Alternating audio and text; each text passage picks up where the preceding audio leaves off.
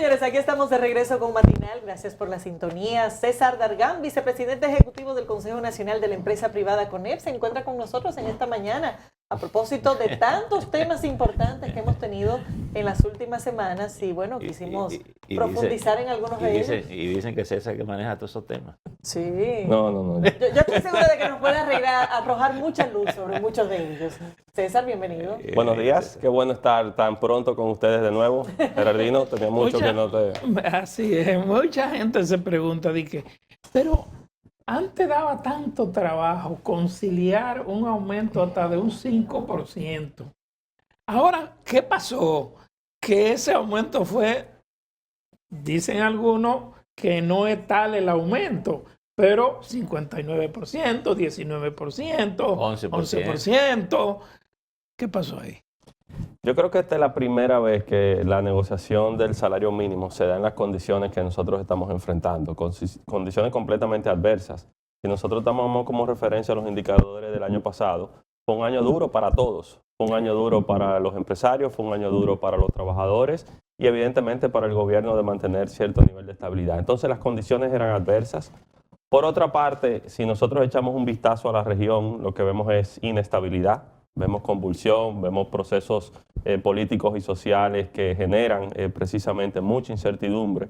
Entonces el reto era mayor. Lo que ocurrió en esta ocasión es que gracias a procesos de diálogo previos a la convocatoria formal del Comité Nacional de Salarios, algunos a nivel bilateral, empleadores y trabajadores, empleadores y gobierno, gobierno y trabajadores, y posteriormente al momento de la convocatoria, ya todos reconocimos lo compleja de la situación y los sacrificios que había que hacer. César, pero dada esa complejidad y la circunstancia que bien señala que tenemos, bueno, teníamos un siglo que no teníamos una pandemia.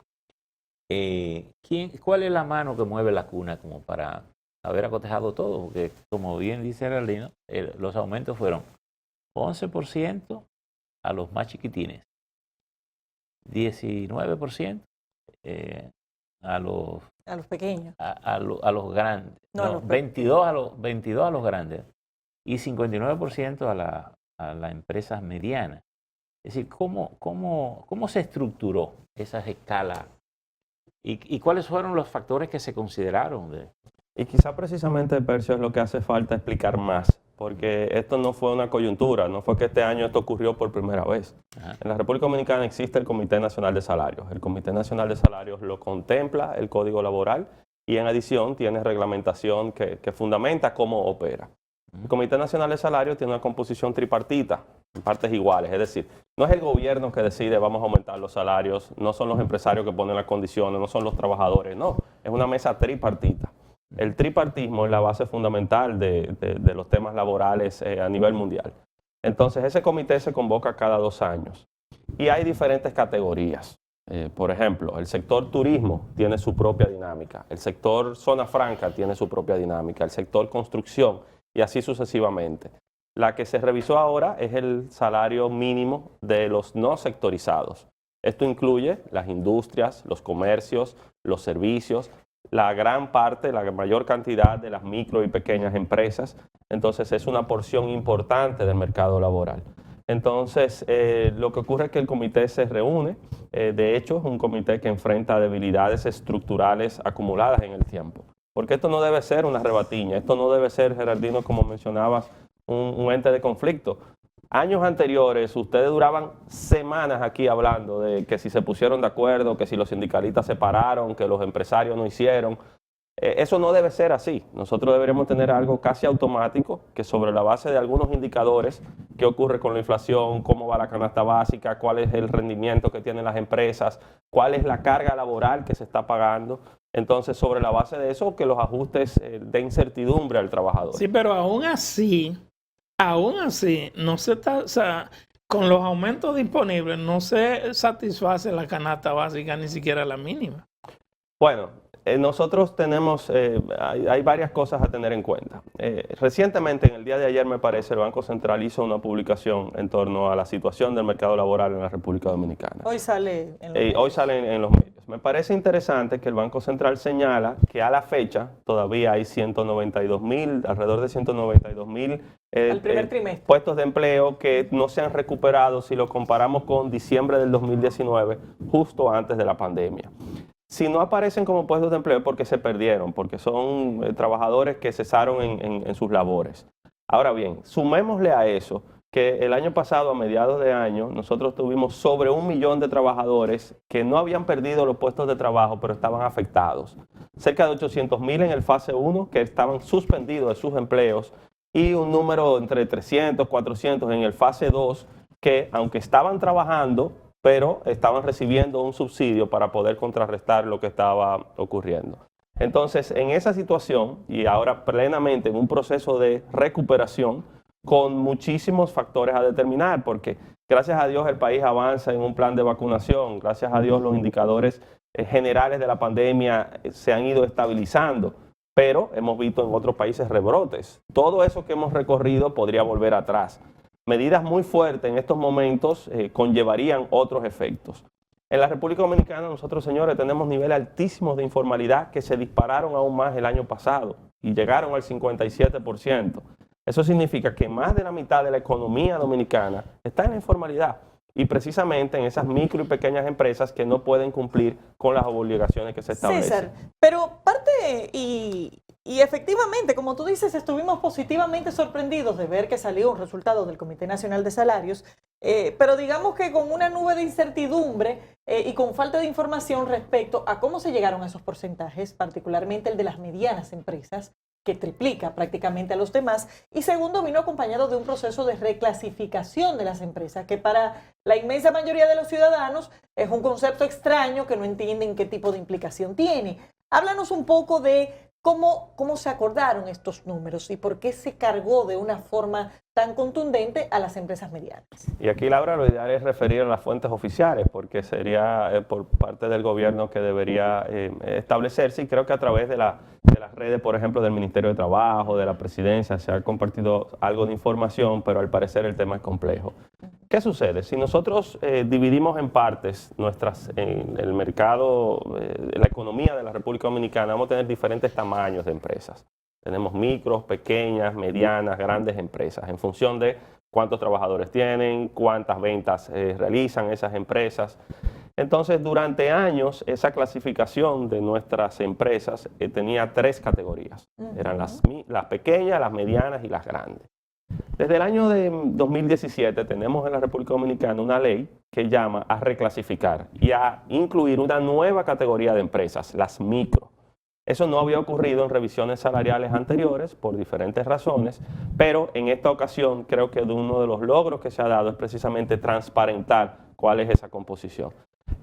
No ha sido un capricho. Pero ¿están ustedes de acuerdo con esa reclasificación? No solamente estamos de acuerdo, sino que de las condiciones más estrictas que pusimos en la mesa, fue precisamente que cumpliéramos lo que dice la ley para segmentar en función de la categoría de cada una de las empresas. Se había exigido desde hace muchos años, pero ¿cuál es la implicación práctica de que se haga este nivel de aumentos y la reclasificación al mismo tiempo?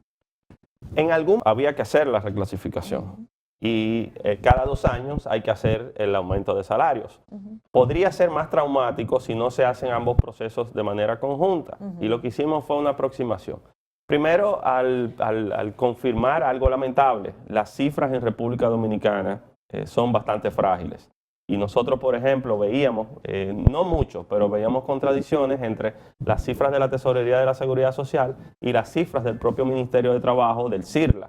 Y en adición vemos en la publicación del Banco Central que hace referencia a que sus cifras son las correctas. Pero sobre la base de una media de eso, lo que dijimos fue, bueno, de la categoría más, y fue la propuesta del sector empleador, de la categoría más baja que tenemos, que eran las pequeñas empresas, el Código Laboral no permite que tú a nadie le rebajes su sueldo. Por lo cual, el piso que tú tenías era el salario mínimo de la pequeña empresa anterior. Sobre la base de eso, entonces, tú vas a hacer ajustes para llevar que todo el mundo tenga un aumento a la micro en una porción menor y luego a la pequeña empresa porque su piso anterior era precisamente el de la pequeña. Entonces, tú tienes que crear una categoría que es esa micro sobre la base de la pequeña le haces el ajuste Y para hacer una distinción entre la pequeña, entre la mediana y la grande, entonces un ajuste mayor a la categoría mediana. Pero aún así, el ajuste que se realizó a las empresas grandes es mayor a los últimos ajustes que nosotros habíamos visto. ¿Por qué? Y yo diciéndoselo a ustedes, parecería que estoy hablando en chino con tantas cifras y estadísticas. Pero fíjense qué interesante. La mayor cantidad de las empresas en la República Dominicana son micro y pequeñas empresas. Según la Tesorería de la Seguridad Social, el 95% tiene menos de 50 trabajadores y el 85% tiene menos de 15. Nosotros tenemos muchas pequeñas empresas en la República Dominicana. Sin embargo, las grandes empresas son las que generan la mayor cantidad de puestos de empleo. Entonces, ese porcentaje de 1000 y tantas empresas grandes, consideradas grandes, es decir, con más de 150 trabajadores en la República Dominicana, generan sobre el 60% de los empleos en nuestro país. Y eso te dice a ti que del salario anterior de las grandes, de 17.610 pesos, un aumento a 21.000 pesos, beneficiaría a la gran cantidad de trabajadores que están en las empresas grandes. Teniendo en consideración otra cosa, muchas empresas grandes, su escala mínima está por encima de la oficialmente establecida. Es decir, aunque sean 21.000 pesos, muchas empresas ya están, no mencionaré nombre, pero hay muchas empresas que están por encima de eso. Y eso es una primera conclusión importante. Si el 60% de los empleados están en esas empresas grandes, entonces ahí se puede netear, por decirlo de alguna manera, un aumento concreto que se va a aplicar. ¿Cómo cambia el escenario cuando vamos a las empresas medianas? Bueno, las empresas... ¿Qué porcentaje de empresas medianas tenemos? ¿Y en qué medida se espera que lo que era empresa mediana previo a la clasificación se convierta o en pequeña o pase a grande? Sí, justamente eso. Alrededor del 10% de las empresas son medianas. 10%. Muchas de ellas, y si lo sumamos al 60% entre medianas y grandes, casi el 70%, más del 70% son en esa categoría. Igual ocurre que muchas empresas medianas ya tenían escalas superiores, pero se le aplica el porcentaje para llevarlo al salario, a la tarifa mínima que se estableció de 19.250 pesos. Yo creo que ahí el tema es ese, de cómo se están beneficiando una gran cantidad de trabajadores de medianas y grandes empresas. Luego, por otra parte, nosotros tenemos la situación... Siempre y cuando las medianas logren sobrevivir a un aumento que triplica el salario mínimo, que triplique el aumento de las demás. Bueno, de la categoría anterior que tenían efectivamente, es un aumento bien considerable. ¿Cómo se analizó eso a nivel de estas discusiones? Una empresa mediana... que varían en su naturaleza, pero supongamos una que tenga un número importante de trabajadores en el rango de salario mínimo, que tenga que aumentar un 59% del salario, ¿cuál es el impacto que se proyecta y cómo esto se convierte en una oportunidad para el empleado sin que implique un desequilibrio tal en el empleador que sencillamente terminen perdiendo sus empleos? Mira, y ahí quiero ser completamente transparente y hasta un poco dramático, Laura, porque entiendo tu pregunta.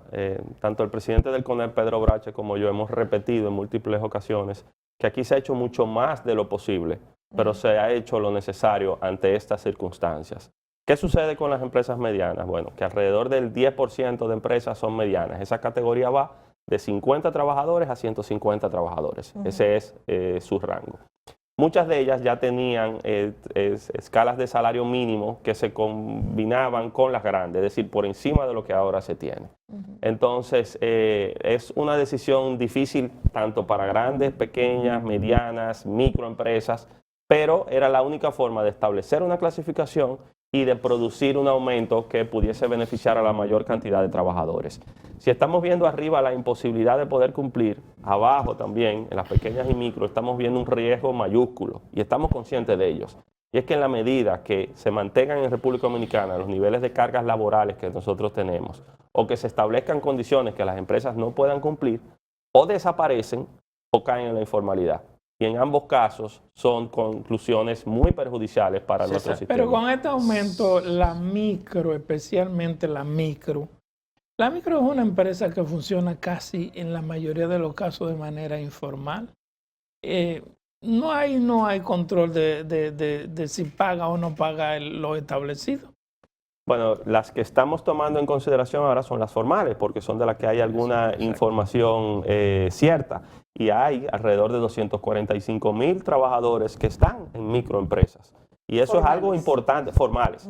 Si nosotros medimos que el 57% de la economía es informal, ahí nos damos cuenta de que ese tejido, el que está en los pueblos, que está en los barrios, que está en las calles, que son una gente que trabaja con una o dos personas. Pero uno supone también que la tendencia lógica y natural es que las autoridades busquen que esas empresas se formalicen. Primero que se formalicen, y debe ser una prioridad de todos, de las autoridades, por los fines oficiales, pero desde el punto de vista de la práctica empresarial, porque esto genera una competencia desleal.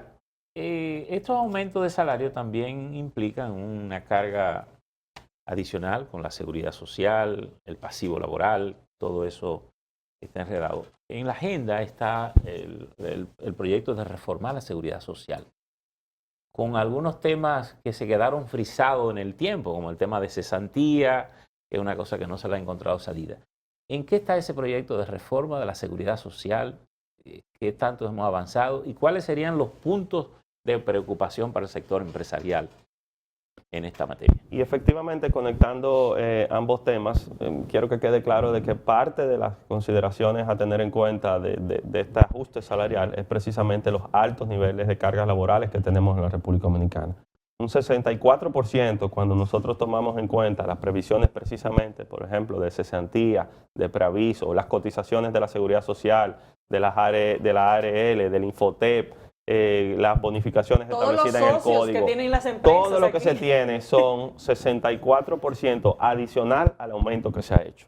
Por eso, si me quiero hoy quitar el sombrero, quiero reconocer el gran esfuerzo que están haciendo empresas de todos los tamaños, primero para enfrentar esta crisis, para subsistir y para aún así hacer los ajustes que se están haciendo. Y eso no va en detrimento del legítimo derecho que tienen todos los trabajadores dominicanos a tener mejores ingresos y que puedan tener mejores condiciones de vida.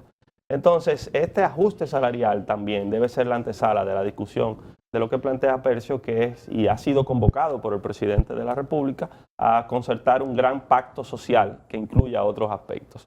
El tema laboral, el tema seguridad social y el tema precisamente empleo. Pero ya hay un proyecto de modificación de la Ley de Seguridad Social. No lo tenemos. El Ministerio dijo que ya está articulado. Tengo entendido que el gobierno ha estado trabajando con las diferentes instituciones que tienen incidencia en el tema, pero no es un proyecto que todavía se ha compartido. Nosotros, por nuestra parte, desde el sector privado, hemos hecho consultas correspondientes y estamos trabajando en el tema, pero no hay un proyecto concreto. Y resulta, la verdad es que llama muchísimo la atención que muchísimos actores políticos a nivel de Congreso y a nivel de gobierno que pasan por estos medios diariamente y uno le pregunta, todos están conscientes de que hay que modificarla, pero ninguno parece señalar cuáles son los puntos críticos que realmente necesitan un cambio en esta legislación. Para el sector empresarial, ¿cuáles son esos puntos? Mira, nosotros creemos que sería muy ambicioso abordar una reforma del Código Laboral y de la Ley de Seguridad Social de manera simultánea. Por las complejidades de las mismas. Aunque están íntimamente vinculadas, verlas de manera simultánea puede ser muy riesgoso. En ese sentido, el Código Laboral tiene un nivel de avance. Nosotros ya hemos tenido acuerdos en torno a la aplicación de acuerdos internacionales, ajustes en procedimientos, ajustes en modalidades de contratación, cosas que no existían como el teletrabajo y antes de la pandemia era otra realidad.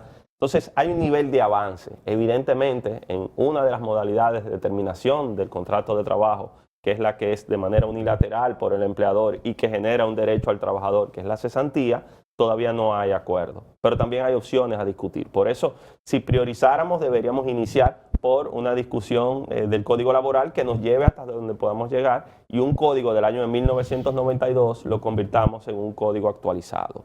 En cuanto a la Ley de Seguridad Social, también. Hay mucha intención de que esta reforma se produzca y de manera rápida.